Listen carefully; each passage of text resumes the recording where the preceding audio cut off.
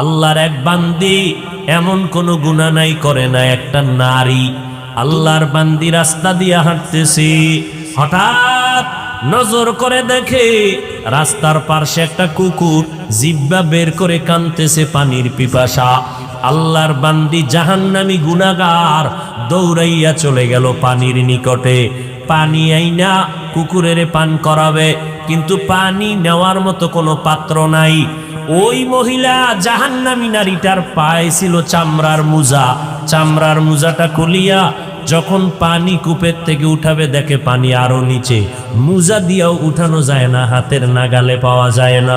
আল্লাহর বান্দি গুনাহগার, এবার মাথায় ছিল বান্দির ওড়না লাগানো। একটা জাহান্নামী গুনাহগার নারী রাস্তা দিয়া ওড়না মাথায় দিয়া যায়, আর আমার মুসলমান সন্তানের মা বোনেরা রাস্তা দিয়া যায়, ওড়না পরে না, যাও পরে তাও গলার মাফলা বানাইয়া রাখে।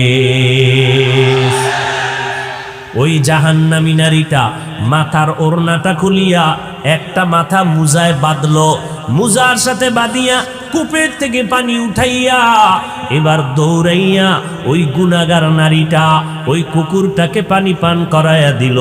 সাথে সাথে আমার নবী ডাক দিয়ে কয়, সাহাবায়ে কেরাম, ওই বান্দি যখন কুকুরের পানি পান করাইল মোহাব্বত নিয়া, কুকুর কষ্ট পাইতেছিল, ওই মহিলার এতটুকু খেদমতে আমার আল্লাহ এত খুশি হয়ে গেলেন।